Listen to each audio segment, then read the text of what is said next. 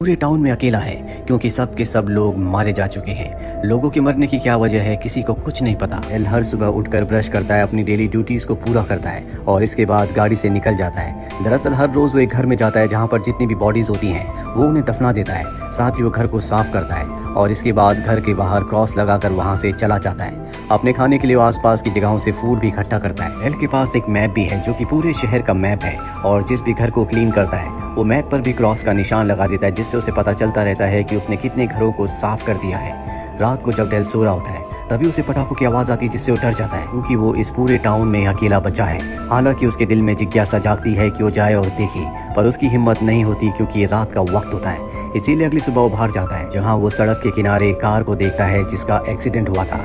दरअसल ये कार एक दिन पहले यहाँ पर नहीं थी, इसीलिए डेल उस कार के पास जाता है और देखता है कि उसके अंदर एक लड़की है जो बेहोश है। साथ ही गाड़ी के पीछे गन भी होती है।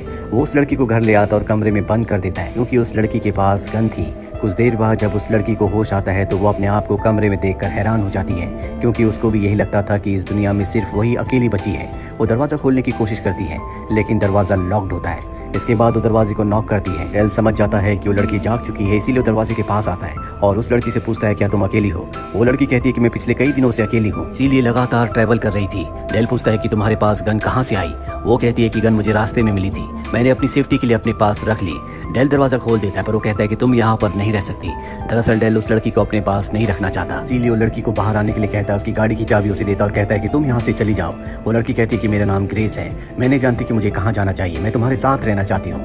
पर उसकी बात का वो कोई जवाब नहीं देता और वहाँ से चला जाता है। डेल एक लाइब्रेरी में जाता है जहाँ पर वो रहता है। दरअसल ग्रेस को जिस घर में ले गया था वो उसका घर नहीं था, वो यहाँ लाइब्रेरी में रहता है। ग्रेस भी उसका पीछा करते हुए यहाँ पहुँच जाती है लेकिन वो ग्रेस को देखकर कुछ नहीं कहता बल्कि उसे खाने के लिए कुछ खाना देता है। खाना खाते हुए ग्रेस उससे पूछती है कि तुम्हारे चारों तरफ डेड बॉडीज हैं, ये पूरा का पूरा शहर खत्म हो चुका है, क्या तुम्हें अकेले रहते हुए अजीब नहीं लगता। डेल को उसकी ये बात अच्छी नहीं लगती। वो कहता है कि पहले शहर में 1600 लोग रहा करते थे लेकिन तब भी मैं पूरी तरह से अकेला था, इसीलिए मुझे किसी के होने ना होने से कोई फर्क नहीं पड़ता। और ये कहकर वो उठकर वहाँ से चला जाता है। उसका बिहेवियर बहुत ज्यादा रूड होता है, इसीलिए ग्रेस डिसाइड करती है कि वो डेल के साथ नहीं रहेगी। वो अपनी गाड़ी में जाती है और यहाँ से जाने वाली होती है कि तभी डेल आ जाता है। डेल को अपनी गलती का एहसास है। वो ग्रेस से कहता है कि तुम मेरे साथ रह सकती हो। ग्रेस भी वहाँ पर रुकने का फैसला कर लेती है, जिसके बाद डेल उसे बताता है कि कैसे वो हर रोज एक घर में जाता है जिस घर को क्लीन करता है और उस घर में जितनी भी बॉडीज होती है उन्हें दफना देता है। साथ ही वो उसे ये भी कहता है कि घर में जितने भी इलेक्ट्रॉनिक्स की चीजें हैं उन सबको हमें इकट्ठा करना है। अब ये घर में जाते हैं जहाँ से बॉडी को उठाकर ये दफना देते हैं। दफनाने के बाद वहाँ से डेल जाने लगता है। ग्रेस कहती है कि ये इंसान है, हमें इनके लिए प्रेयर करनी चाहिए। डेल उसकी बात मान जाता है और ग्रेस के साथ वो भी प्रेयर करता है। जैसे जैसे दिन बीतते हैं डेल और ग्रेस की दोस्ती होना शुरू हो जाती है। ये दोनों एक दूसरे की कंपनी बहुत एंजॉय करते हैं। एक दिन डेल को ग्रेस घर पर ढूंढ रही होती है लेकिन वो घर पर नहीं होता, इसीलिए वो नीचे बेसमेंट में जाती है जहाँ पर उसे उन लोगों की फोटोज मिलती है जिनके घर अब तक डेल ने साफ कर दिए हैं। दरअसल जिस भी घर को वो साफ करता है उस घर के मेंबर्स की फोटोज वो अपने साथ ले आता है। ग्रेस को कुछ समझ नहीं आता कि डेल ऐसा क्यों करता है। इसके बाद डेल को ढूंढने के लिए वो बाहर जाती है और तभी उसे एक डॉग के भौंकने की आवाज आती है जो घर से आ रही होती है। जब वो घर के अंदर जाती है तो वहाँ पर उसे डॉग मिलता है जिसे पाकर वो बहुत खुश होती है और उस डॉग को वो अपने घर ले आती है। हालांकि शुरू में डेल डॉग को देखकर खुश नहीं होता पर जल्द ये दोनों डिसाइड करते हैं कि ये इसका नाम डॉग ही रखेंगे। धीरे धीरे दिन बीतते चले जाते हैं और इन दोनों के बीच में जो बॉन्ड होता है वो और भी स्ट्रांग हो जाता है। ग्रेस कभी कभी अपने पेरेंट्स को, अपने परिवार को बहुत मिस करती है। साथ ही उसकी गर्दन के पीछे एक निशान भी होता है जिसे वो हमेशा डेल से छुपाती है। एक दिन डॉग डेल की एक बुक को फाड़ देता है। डेल को बुक से बहुत पसंद है इसीलिए वो लाइब्रेरी में रहता है और तभी ग्रेस इसे देख लेती है, वो उसे रोकती है। डेल भी वहाँ पर आ जाता है। ग्रेस डेल से सॉरी कहती है। डेल कहता है कोई बात नहीं, मैं डॉग को संभालता हूँ, तुम बुक को उठा लो। और जैसे ही डेल डॉग को उठाता है उसके हाथ में काट लेता है, जिसके बाद ग्रेस डेल के हाथ में दवा लगाती है।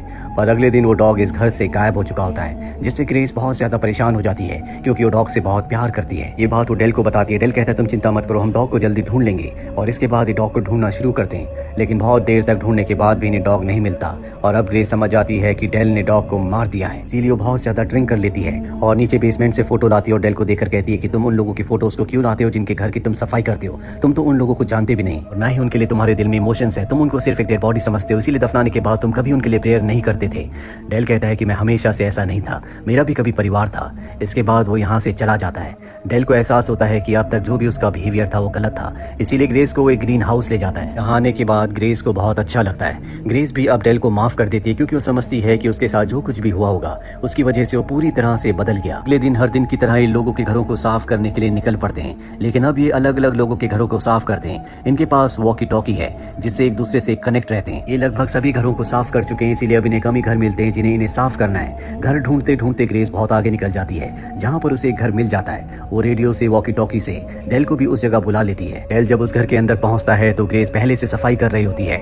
डेल यहाँ पहुंचकर बहुत इमोशनल हो जाता है। वो ग्रेस से कहता है कि हमें यहाँ पर सफाई करने की कोई जरूरत नहीं है। ग्रेस समझ जाती है कि ये डेल का घर है। डेल अपने परिवार वालों की बॉडीज को फेस नहीं करना चाहता, इसीलिए यहाँ से जाना चाहता है, पर उसके अंदर हिम्मत आती है और वो तय करता है कि वो इस घर को ग्रेस के साथ मिलकर साफ करेगा। इसके बाद वो अपने परिवारजनों की बॉडीज को दफना देता है। वो उनके लिए प्रेयर भी करता है और जब घर वापस आता है तो ग्रेस डेल से कहती है कि मैं तुम्हें कुछ कहना चाहती हूँ। डेल कहता है कि कहो, और तभी वो उसे किस कर लेती है। इसके बाद डेल सो जाता है और सुबह जब उसकी नींद खुलती है तो उसे नीचे से किसी के बात करने की आवाजें आती है, जिन आवाजों को सुनकर वो डर जाता है क्योंकि ग्रेस के अलावा इस घर में कोई भी नहीं है। वो गन लेकर नीचे जाता है। हाँ, वो देखता है कि एक कपल घर पर है जो कि ग्रेस के मॉम डैड है। ग्रेस के डैड ग्रेस से कहते हैं, क्या तुमने डेल को हमारे बारे में नहीं बताया? ग्रेस के चेहरे पर डर होता है। ग्रेस के डैड कहते हैं कि अब भी ऐसे बहुत सारे इंसान हैं जो जिंदा है, जिनमें कुछ डॉक्टर्स भी हैं और वो दूसरे लोगों का इलाज कर रहे हैं। लेकिन डेल को ये सब कुछ अच्छा नहीं लगता, इसीलिए वो घर से बाहर आ जाता है। ग्रेस भी उसके पीछे बाहर आती है। डेल कहता है कि तुमने मुझे इस बारे में कभी क्यों नहीं बताया? ग्रेस बताती है कि ये मेरे असली मॉम डैड नहीं है, बल्कि इन्होंने मुझे अडॉप्ट किया था और जैसे दिखते हैं वैसे नहीं है। हालांकि वो उसे बहुत कुछ बताना चाहती है लेकिन डेल उसकी बात नहीं सुनता और गाड़ी लेकर वहां से निकल जाता है। हमको जब वो घर वापस लौटता है तो ग्रेस के डैड कहते हैं कि हम अपनी बेटी को कैलिफोर्निया लेकर जा रहे हैं, अगर तुम चाहो तो तुम भी हमारे साथ आ सकते हो। पर डेल साफ साफ मना कर देता है। फिर भी ग्रेस के डैड अपने घर का एड्रेस एक बुक में लिखकर वहां से अपनी बेटी को ले जाते हैं। और जब ग्रेस गाड़ी में होती है तो ग्रेस की मॉम की गर्दन के पीछे भी हम वैसे ही निशान देखते हैं जैसा कि ग्रेस की गर्दन के पीछे है। वहीं हमें दिखाया जाता है कि डेल ग्रेस के जाने के बाद अब बहुत अकेला महसूस कर रहा होता है क्योंकि पिछले कई दिनों से वो ग्रेस के साथ था। उसे ग्रेस की आदत हो गई थी और अब वो तय करता है कि वो कैलिफोर्निया ग्रेस से मिलने के लिए जाएगा। इसीलिए वो उस बुक को ढूंढता है जिस बुक पर ग्रेस के पिता ने एड्रेस लिखा था और उस एड्रेस को लेकर वो कैलिफोर्निया के लिए निकल पड़ता है। कैलिफोर्निया बहुत ही दूर होता है, इसीलिए उसे रास्ते में कई सारी गाड़ियां बदलनी पड़ती है और फाइनली वो उस एड्रेस पर पहुंच जाता है। पर वो घर के अंदर नहीं जाता बल्कि रात होने का इंतजार करता है। जब ग्रेस के मॉम डैड सो जाते हैं तब वो चुपके से घर के अंदर दाखिल होता है। जल्दी वो ग्रेस के कमरे को ढूंढ लेता है, पर जब वो ग्रेस के कमरे में जाता है तो देखता है कि ग्रेस की आंखें बंद है, उसकी बॉडी को मशीन के साथ अटैच किया गया है। वो ग्रेस को उठाता है। ग्रेस जब डेल को देखती है तो वो हैरान हो जाती है। डेल उससे पूछता है कि ये सब क्या हो रहा है। वो बताती है कि मेरी याददाश्त को मिटाया जा रहा है, जिसके बाद डेल उसकी मशीन को अलग कर देता है और ग्रेस को उठाता है। पर तभी वहाँ पर ग्रेस के डैड आ जाते हैं और डेल को कहते हैं कि तुम ऐसा नहीं कर सकते। डेल कहता है कि मैं ग्रेस को अपने साथ ले जाना चाहता हूँ। ग्रेस के डैड कहते हैं कि हम इसकी यादों को मिटा रहे हैं ताकि इसके दिमाग में जितनी भी यादें, जितने भी दुख हैं, वो सब के सब मिट जाएं और ये जिंदगी में आराम से मूव ऑन हो जाए। ग्रेस इन सब चीजों से पैनिक हो जाती है और वो अपने डैड को, जो कि उसके असली डैड नहीं है, उन्हें शूट करके मार देती है। और तभी यहाँ पर ग्रेस की स्टेप मदर भी आ जाती है, जो अपने हस्बैंड को मरा हुआ देखकर बिल्कुल भी दुखी नहीं होती और कहती है कि कभी मेरी भी बेटी हुआ करती थी, लेकिन शायद अब उसके अंदर कोई भी इमोशन नहीं है। दरअसल उसकी मॉम के साथ भी वो सब एक्सपेरिमेंट हुए थे, जिस वजह से उसके अंदर से दुख दर्द सब पूरी तरह से खत्म हो चुका है और वही ग्रेस के साथ भी होने वाला था। पर यहाँ पर डेल ने उसे बचा लिया। इसके बाद डेल और ग्रेस यहाँ से गाड़ी से निकल जाते हैं। रास्ते में देखते हैं कि बहुत सारे लोग हैं जो अब भी जिंदा हैं, जो अपने घरों के बाहर बैठे हैं। ग्रेस डेल से पूछती है, क्या मैंने सही किया? डेल कहता है कि तुमने बिल्कुल सही किया और इसी के साथ ये कहानी यहीं पर खत्म हो जाती है। उम्मीद करते हैं कि ये कहानी आपको